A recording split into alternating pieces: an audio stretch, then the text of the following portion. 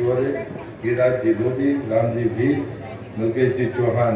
सूची और बड़ी है, मंच समृद्ध है, सम्मानीय मंच और जो इस सभा में मुझसे उम्र में बड़े हैं और आदरणीय मातृ शक्ति को मैं दोनों हाथ जोड़कर प्रणाम करता हूँ। नौजवान मित्रों को नमस्कार, पत्रकार मित्रों। आज तो वास्तव में शिवरे, गिरिराज जी मोदी, राम जी भी, मुकेश जी चौहान। सूची और बड़ी है, मंच समृद्ध है, सम्मानीय मंच और जो इस सभा में मुझसे उम्र में बड़े हैं और आदरणीय मातृ शक्ति को मैं दोनों हाथ जोड़कर प्रणाम करता हूँ। नौजवान मित्रों को नमस्कार, पत्रकार मित्रों। आज तो वास्तव में आपको भारतीय जनता पार्टी को आशीर्वाद भी देना चाहिए और बधाई भी देना चाहिए। आज भोपाल में मैं उसी कार्यक्रम से आ रहा हूं जिस प्रकार से मेहनत कश किसान की समर्थन मूल्य में वृद्धि की गारंटी भारतीय जनता पार्टी ने दी है। 2700 रुपया क्विंटल गेहूं और 3100 मुझे लगता है कि उसके बाद मुझे भाषण करना नहीं चाहिए। 3 ही संकल्प है भारतीय जनता पार्टी: गरीब कल्याण का संकल्प, महिला सशक्तिकरण और स्वाभिमान और सम्मान का संकल्प, और तीसरा है कि भारत माता को विश्व गुरु के पद पर पहुंचाना। मैं आपसे पूछता हूं, गरीब कल्याण कैसे पूरा हुआ बगैर किसान के पसीने के? आज 80 करोड़ देश के लोगों को 3 साल से मुफ्त में अनाज देने का जो काम दुनिया का कोई देश और राष्ट्राध्यक्ष नहीं कर सका, वो आदरणीय मोदी जी ने करके दिखा दिया। और दिसंबर में 3 साल पूरे होने वाले हैं। उसके पहले ही सिवनी की सभा में वहां मैं मौजूद था। वहां पर उन्होंने कह दिया कि आने वाले 5 साल तक ये मुफ्त का अनाज बढ़ता रहेगा। गरीब कल्याण की गारंटी, लेकिन अनाज होगा तभी तो बचेगा। ये अनाज पैदा करने वाला वो मेहनत का किसान जो अपनी कीमत के लिए दिन रात लड़ता था, उस किसान को अगर किसी ने सम्मान दिया तो मुझे गर्व है, मैं किसान का बेटा हूं। वो सिर्फ भारतीय जनता पार्टी ने दी। आज किसान सम्मान निधि पूरे देश में मोदी जी जो देते हैं वो मिल रही है, इसके पहले कभी किसी सरकार ने नहीं दी। लेकिन शिवराज जी ने उतनी ही राशि मिलाकर डबल इंजन की सरकार ने किसान के सम्मान को दुगना कर दिया। एक शंका कुशंका और कांग्रेस भ्रम की राजनीति करती थी, उसको भी समूल नष्ट करके आज हमने अपना संकल्प पत्र जारी किया भोपाल में। वहां पर माननीय मुख्यमंत्री जी थे, नड्डा जी ने उसको घोषित किया, हमारा पूरा नेतृत्व था और हमने गारंटी दी कि किसान को किसी के दरवाजे पर जाना नहीं पड़ेगा। पिछले 9 साल में जब से मोदी जी की सरकार है, आप जरा हिसाब लगाओ कि 2014 में गेहूं का मूल्य क्या था, आज 2023 में क्या है। और हमने गारंटी दी है कि उसको किसान को किसी के दरवाजे पर जाना नहीं पड़ेगा। मध्य प्रदेश सरकार गेहूं को 2700 रुपया क्विंटल में खरीदेगी।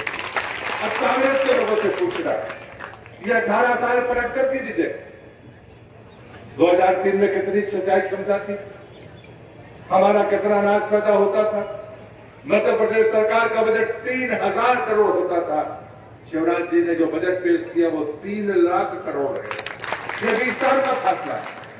समय की मर्यादा से मैं आंकड़े में कम बोल रहा हूं, लेकिन मैं दूसरी बात पूछता हूं, महिला स्वाभिमान और सशक्तिकरण के लिए मैं तो मेरा नजरिया अलग है। 2014 के पहले हम सभी गांव के रहने वाले लोग जब शाम के समय अपने गांव में प्रवेश करते थे तो सड़क के किनारे जो चित्र होता था, क्या वो माताओं बहनों के लिए सम्मानजनक था? क्या वो हमारे और आपके लिए सम्मानजनक था? यह पहली सीढ़ी थी महिला स्वाभिमान और सम्मान की। ये मोदी जी ने 11.5 करोड़ शौचालय बनाकर दिए और आज हम गर्व के साथ कह सकते हैं कि वो दृश्य हमें देखने के लिए नहीं मिलते, हम सर्वसाधारण होते। दूसरी सीढ़ी महिला सशक्तिकरण की। कांग्रेस के समय में कांग्रेस के लोगों को याद कराता हूं, गैस स्टेटस सिंबल था तुम्हारे जमाने में, अटल जी ने कभी भी लाइन नहीं लगने दी। मोदी जी ने गरीब आदमी के दरवाजे पर गैस पहुंचा दी। आंसू किसके पूछे? मैं पूछता हूं, ये माताओं बहनों के। ये भी कमाल मोदी का कमाल है। ये दूसरी सीढ़ी है। तीसरे 2019 में हमने नहीं कहा था कि हर पानी पहुंचाएंगे। जैसे सरकार बनी आपके आशीर्वाद से, रोडमल जी सांसद बने, मोदी जी प्रधानमंत्री बने, 15 अगस्त 2019 को लाल किले की प्राचीर से मोदी ने कहा 2024 तक हिंदुस्तान के हर परिवार को पाइपलाइन के द्वारा शुद्ध पानी पहुंचाऊंगा। मैं पूछता हूं कि पानी पहुंचाने की गारंटी देने वाले प्रधानमंत्री ने पहले तो नहीं कहा था। आपको पता है कि नहीं मुझे नहीं पता, ये स्वच्छता और जल जीवन मिशन का मोदी का मंत्री मैं हूं और मैं गर्व के साथ कहता हूं कि 7 राज्यों में आज 100% परिवारों में पानी पहुंच गया। 70% परिवारों को देश में अभी पानी पहुंच गया, 14 महीने बाकी हैं। ये मोदी का कमाल है।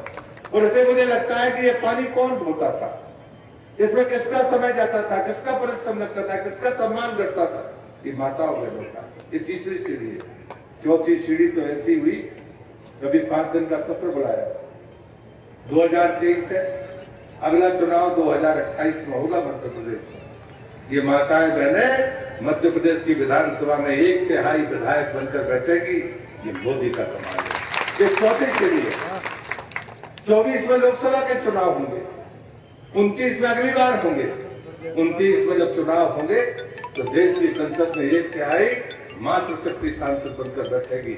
अब मैं कांग्रेस से पूछता हूं, तुम्हारे पास कुछ हो बताने के लिए तो बता दो, तुमने क्या दिया? 20 साल पहले इस राज्य की स्थिति क्या थी? यहाँ बिजली की स्थिति क्या थी? गांव में अरे भारतीय जनता पार्टी जो काम करती वो पीढ़ियों तक याद रहता है। अटल बिहारी वाजपेयी की दुनिया में नहीं है, लेकिन गांव में जाने वाली डामर की पक्की सड़क, प्रधानमंत्री सड़क योजना किसी ने दी तो आज भी कोई कहता है गर्व के साथ तो सत्य अटल बिहारी वाजपेयी ने दी। और जब मित्रों हम विकास करने वाले लोग, जो हमने किया है वही आपसे कह रहे हैं। आगे जो करना चाहते वो हमने अपने संकल्प पत्र में कर रखा है, लेकिन हमारा विकास उसी नारे के साथ है। जब हम विरोध में थे तब कहते थे हमें रोटी तो चाहिए, लेकिन राम के साथ रोटी चाहिए। और इसमें हमारा विकास विरासत के बगैर पूरा नहीं होता। मैं कांग्रेस को आज मैंने कहा कांग्रेस के बारे में कि कांग्रेस ने जो अभूतपूर्व गलती की है, अरे हमारी पुरखे लड़ते रहे, हमारी मूर्तियां टूटी, हमारे मंदिर टूटे, हमारी इज्जतें लूटी गई, हमारा धर्मांतरण हुआ। ये देश धर्म के आधार पर विभाजित हुआ था। जब सोमनाथ के मंदिर का जीर्णोद्धार सरदार पटेल ने किया तो देश का प्रधानमंत्री जवाहरलाल नेहरू वहां पर नहीं गया, देश के राष्ट्रपति गए। उनके साथ में जो तुमने दोहराव किया, ये तुम्हारा अंधा अनुकरण था, तुम्हारी तुष्टीकरण का। तुष्टीकरण में कांग्रेस आजादी के बाद ही अंधी हो गई और लगातार ये संघर्ष चलता रहा। देश की आजादी के 75 वर्ष निकल गए, लेकिन उसके बाद भी हमारी विरासतों की चिंता नहीं हुई। 2000 साल 3000 साल पुरानी चीजें गांव में टूटी फूटी मिल जाएंगी, उसे संवारने का काम नहीं हुआ। क्या ये सच्चाई नहीं है? क्या हमारे पुरखों ने संघर्ष नहीं किया? 500 साल बाद और इसलिए मैं आज आपसे विनती करने के लिए आया हूं। हम भाग्यशाली लोग हैं, 450 साल तक पुरखे लड़ते रहे। देश की आजादी हमको 75 साल पहले मिली, लेकिन समाधान नहीं निकला। हम पर संज कसा जाता था। राहुल गांधी पूछते थे भारतीय जनता पार्टी वाले मंदिर बनाएंगे लेकिन तारीख नहीं बताएंगे।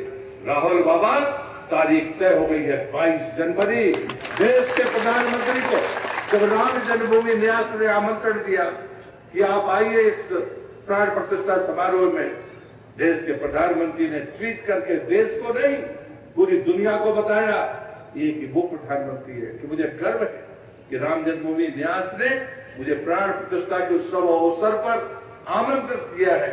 मैं अपने आप को सौभाग्यशाली समझता हूं। ये प्रधानमंत्री है। एक प्रधानमंत्री नरसिम्हा राव, जिसके कैबिनेट का मंत्री ये कमलनाथ था।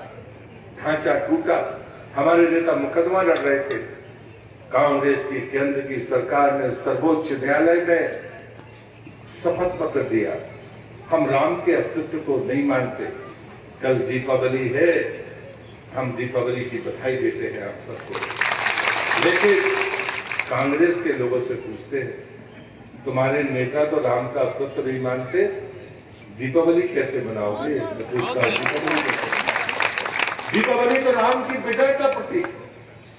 उनके अभिनंदन में लोगों ने दीप जलाकर दीपावली अयोध्या में मनाई थी। उस राम को नकारने वाले कांग्रेसियों, कभी दीपावली का दीपक जलाते समय अपने अंतर्मन से पूछना कि तुम्हारे पुरखों ने का यही उद्देश्य गाया था, तुम्हारे पुरखों ने तो तुमको हिंदू बनाकर रखा था।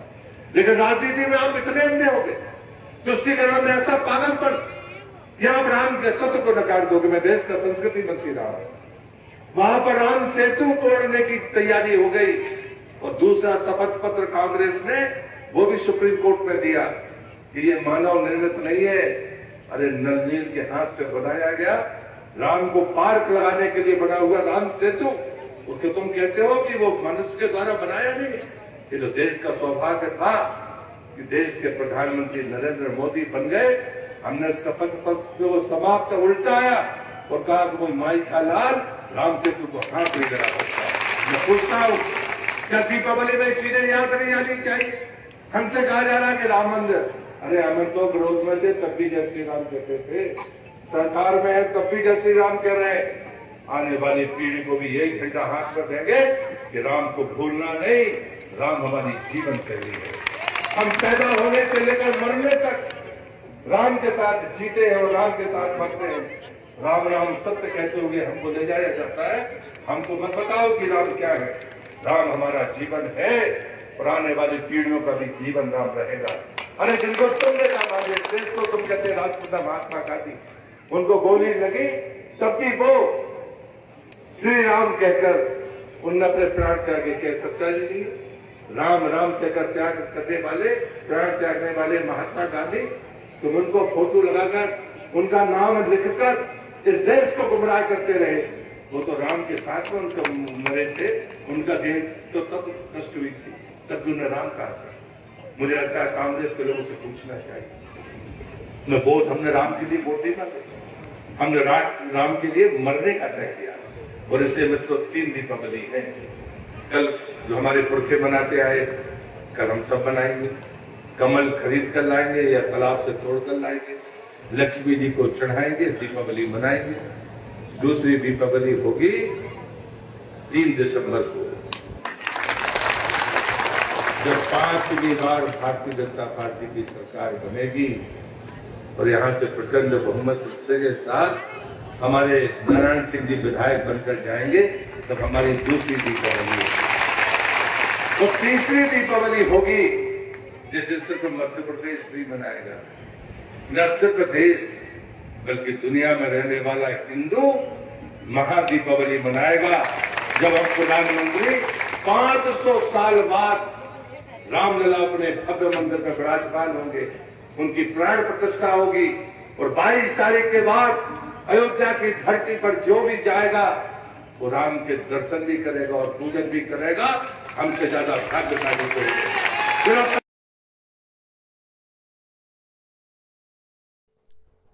मध्य प्रदेश विधानसभा चुनाव 2023 के अंतर्गत ब्यावरा जिला राजगढ़ एवं समस्त मध्य प्रदेश के निवासी समस्त मतदाता दिनांक 17 नवंबर शुक्रवार 2023 को सभी मतदाता अपने अपने मतदान केंद्र पर परिवार सहित मोहल्ले, पड़ोसी, मित्रों आदि के साथ मतदान केंद्र पर जाएं और निष्पक्ष मतदान करें और करवाएं।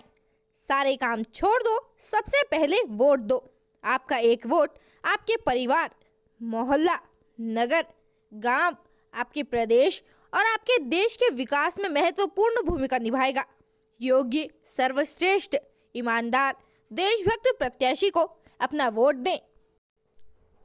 मध्य प्रदेश विधानसभा चुनाव 2023 के अंतर्गत ब्यावरा जिला राजगढ़ एवं समस्त मध्य प्रदेश के निवासी समस्त मतदाता दिनांक 17 नवंबर शुक्रवार 2023 को सभी मतदाता अपने अपने मतदान केंद्र पर परिवार सहित मोहल्ले, पड़ोसी, मित्रों आदि के साथ मतदान केंद्र पर जाएं और निष्पक्ष मतदान करें और करवाएं।